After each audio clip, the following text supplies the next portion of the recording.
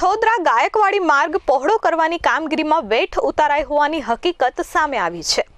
ગાયકવાડી માર્ગ પર આવતા દબાણો દૂર કરી રસ્તો પહોળો કરવાનો હતો, પરંતુ આજે સમય મર્યાદા પૂર્ણ થવા આવવા છતાં રસ્તાનું કામ અધૂરું છે અને કરેલા કામમાં પણ વેઠ ઉતારાઈ હોવાનું સામે આવ્યું છે।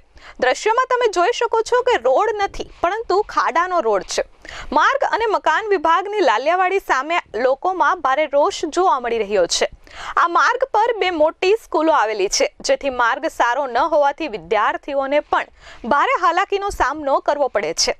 આજે સુરત જિલ્લા કોંગ્રેસ પ્રમુખ મનહર પટેલ સહિત કોંગી આગેવાનોએ ગાયકવાડી માર્ગની મુલાકાત લીધી હતી। ગાયકવાડી માર્ગની હાલત જોઈ જિલ્લા કોંગ્રેસ પ્રમુખે માર્ગ અને મકાન વિભાગ કચેરીનો ઘેરાવો કરી કીમમાં ઉગ્ર આંદોલનની ચીમકી ઉચ્ચારી છે। હું પ્રમુખ સુરત જિલ્લા કોંગ્રેસ સમિતિ આજરોજ ઓલપાડ તાલુકા કોંગ્રેસ પરિવાર અને કઠોદરા ગામજનો સાથે કઠોદરા ગામની મુલાકાત લીધી છે। માર્ગ અને મકાન ખાતું જે વિકાસમાં સૌથી મોટી ભૂમિકા અદા કરતું હોય છે, પણ આ માર્ગ જોતા એવું લાગે છે આ ગાયકવાડ સ્ટેટનો માર્ગ જ્યાં બસો દોડતી હતી, આજે સ્કૂટર અને સાયકલ દોડવું તો મુશ્કેલ છે।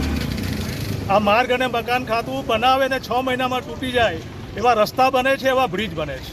એનું જીવતું ઉદાહરણ છે દસ્તાન રેલવે ફાટક। મારી બાજુમાં સ્કૂલ આવેલી છે, 2000થી વધારે વિદ્યાર્થીઓ અહીંયા ભણે છે। બાજુમાં જે ગટર ઉભરાય છે, ગંદુ પાણી અહીંયા ઊભા પણ રહી શકાતું નથી। અને જ્યારે આ રસ્તાને વિકાસની વાત આવે ત્યારે માર્ગ અને મકાન ખાતું કોને છાવડે છે, કોને બચાવે છે? આ રસ્તા પહોળા કેમ નથી થતા?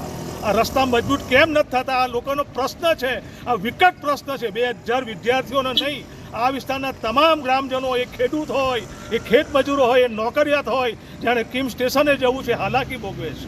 ત્યારે આજે અમને આવેદનપત્ર આપે, અમે હાકલ કરીએ છીએ કે માર્ગ અને મકાન ખાતું આવનારા થોડા દિવસોમાં 1 મહિનાની અંદર આનો સુખેડ ઉકેલ નહીં આવે તો આ વિસ્તારના તમામ ગ્રામજનો, વિદ્યાર્થીઓ, નોકરિયાતો એમની કચેરીને ઘેડો ગાલશે અને ધરણાનો કાર્યક્રમ કરશે।